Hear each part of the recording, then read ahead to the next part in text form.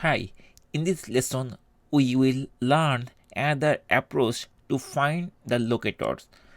If like name or ID or partial link text, these are missing or there is no way to trace those elements location, then we can use alternate approach that is called xpath and css selector. My personal recommendation is to locate the element by id or by name or by class name or partial link text. But if you are unable to find the locator by applying those things, then search either xpath or css selector.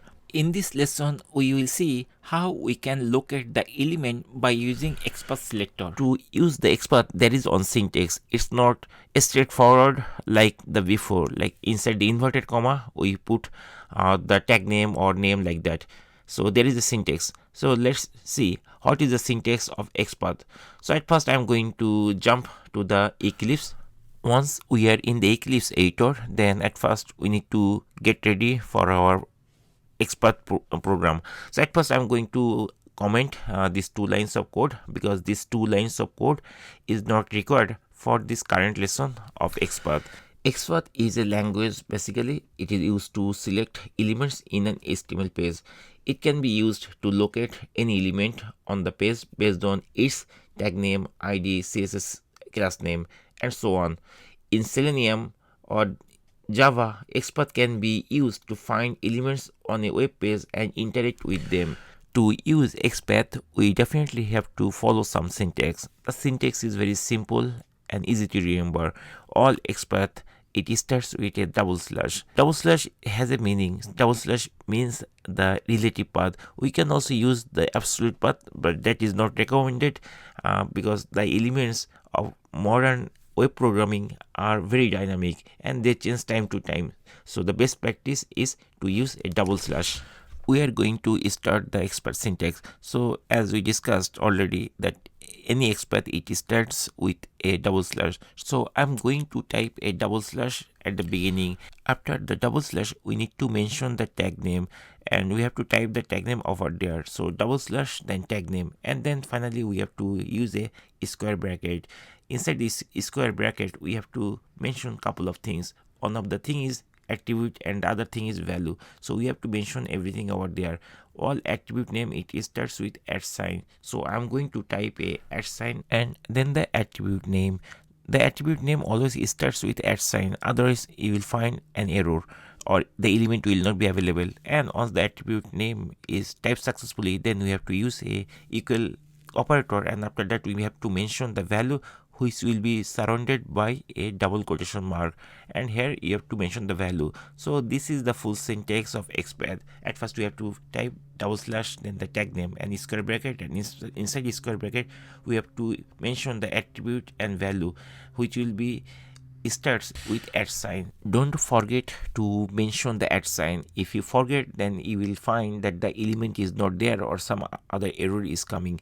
So this is the full syntax of xpath. Time to time we can also change the full path, like full syntax to short syntax, but I'm not going to show you that route now. We'll discuss that later. This is the first thing or full form of xpath. You must have to understand this thing or remember this. If you don't understand this whole syntax or whole form of syntax, then you cannot make it short. So try to understand this thing and try to remember how we build the xpath. Now let's jump to eBay and see how we can actually use our knowledge to identify the xpath of some element. For example, there are a couple of links that are in the top, like daily deals and some other things. So I'm going to inspect by right clicking over there, and then once I click the inspect, then the dev tool of Chrome will be opened, and from here we can find that this is the element of that link text. So now what we are going to do, we need to build xpath. So what I am doing, I'm going to copy this whole syntax, I mean the whole HTML line of code. So by right click and then copy element, it copied, and now I'm going to jump the Eclipse to paste over there. So once we are in the Eclipse, basically we are going to paste it to see how actually we can build this XPath. This is just for the learning purpose, we don't need it for real life, but to make you understand, basically I am doing this method basically. So I'm going to paste the whole syntax. So this is the whole syntax or whole HTML code for that element, which is the daily deal, that link basically. So from here we are seeing that the element, it starts with a tag. So a means anchor text or link text, and there are a couple of attributes there, like href, then underscore spa, then data spa, then class, and so on. I'm going to use the last one, the class attribute. It has the class attribute, and then it has a value gs dash p, and this is the whole element of that particular element. Okay, so what we need to do, we need to create the express syntax. So I'm going to comment these two lines so that there will be no error in the editor. Now let's build our xpath. At first I'm going to copy the whole syntax of this xpath so that it will be easier to make the path, but you can do directly over there. But for the time being, I'm going to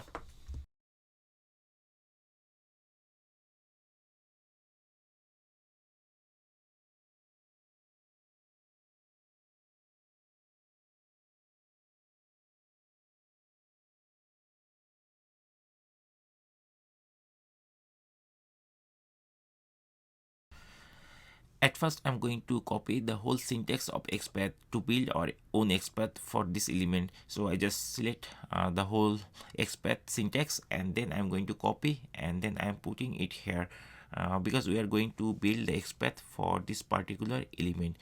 Okay, so as usual, like for xpath, it starts with double slash, so double slash will be there. Then we have to find the tag name.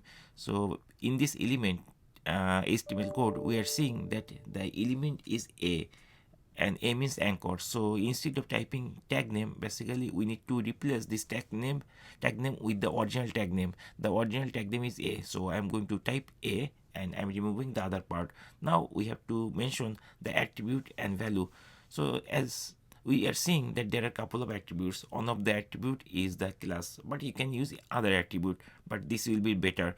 So I'm going to use the attribute class, and then the attribute value is gs dash p. So we need to use this thing. So at first I'm going to copy the attribute name, and I'm going to replace the exact syntax of the xpath. So I'm going to copy it, and then I'm coming here and I'm selecting attribute, and I'm removing the attribute part, and then I'm putting the value of that attribute name. So the attribute name is class. So instead of typing attribute, we need to type class. And as we know that all attribute, it starts with at sign. So I kept the at sign, and then after that basically I typed class, or I copied it, and then we have to finally copy the value of that attribute. I'm going to copy the value of that attribute, and then I'm replacing the value of this attribute inside this express syntax. So I'm going to paste it, which we copied, which is gh-p, and that's it. So it starts with a double slash, and then at sign, then the attribute name class, and then after that we type the attribute value, which is gs-p, and this is similar to this syntax. I just did this thing basically to make you understand very easily. Now we can use this xpath basically to identify the locator of that element, which is the daily deals, that link. In this way you can also do the same technique to identify other element by using the xpath. So this will be the actual xpath for our code. Now let's do one thing. Let's verify whether this xpath actually is properly locating the element or not. So I'm going to copy the whole syntax of xpath, I mean which we actually created. Then I'm going to jump to the browser of that website, I mean the eBay website. Once we are in the eBay website, we have to find we have to check whether this element is easily identified by this selector or xpath basically. Okay, like that. So here we know that our goal was to identify the element daily deals. I'm going to inspect the element first, and let's double check whether the element is there or not. Yes, the element is there. Okay, so now what we need to do, over here we need to press the command key, then F key or control F key. That means the find search bar option is enabled over there. If we press those control F or command F thing, and then I'm going to type or paste the actual xpath over here, and once we typed or like paste it, then we'll see the element is highlighted with green border, like green background. So in this way we can see that by using this xpath, it can easily identify the element from the HTML code, and that means it can easily identify the element of that particular xpath code. Now let's jump to our Eclipse code editor, and then let's automate the whole thing. Like if we want to click this element, basically it will go to that particular page by using xpath. So I'm going to jump to Eclipse, and once we jump in Eclipse, then we can write the code like before. So from this code, basically we already have a driver object which we created earlier, which is like web driver equal to new driver, a new Chrome driver basically. And then finally we went that website, and then what we have to do, we have to use the same object, which is the driver object. So I'm going to type the driver object over there, and once we type the driver object, then we have to use on method to find the element. So I'm going to use the same method, which is find element. There are two methods, like find element and find elements. We are searching on element, that's why we are using find element, this method. And inside this method we have to mention the element. I'm using xpath, so we have to use by dot xpath from this drop down. Basically this method we need to use. So I'm going to type xpath, and then it is suggesting a couple of things, and from here I'm choosing the xpath. Once we've typed the xpath, then we have to add the syntax of xpath, which we learned just few minutes before or few moments before. And now I am going to type the xpath for this particular element by typing / and then the tag name, which is the a tag, then square bracket, and inside this square bracket we need to put the attribute name and value. So the attribute starts with at sign, so I'm typing at, and then the attribute is class, so I'm typing class, and after that equal sign, and then single quote. Inside this single quote we need to put the value of this attribute, which is gs-p. So I'm going to select this, and then I'm going to copy, and then I'm putting inside this single quote. So remember, here we need to put the single quote, not double quote, because the whole thing is as string. And at the end, basically we can type a semicolon to remove the error in Eclipse. So I'm typing a semicolon so that the error will be gone. Now by this line, basically driver.find element, by this thing, basically what we are doing, we are selecting the element. Now let's do one thing, let's click the element so that we can go to particular page link element. So I'm going to type the method, which is click, click, and from the drop down, basically I'm choosing the click method, and that's it. Now let's save the code, the script, the Java file, and then click on this triangle, the green triangle, to run the application, the Java file. And once it started running, basically the browser window will be opened, which is the Chrome browser for this environment. So once the Chrome browser is opened, then it will go to eBay website, and once it is there, basically it will try to look at that element, and then on top of this it will click the element, and the corresponding page will be open in the browser, and we are seeing that the page is open there.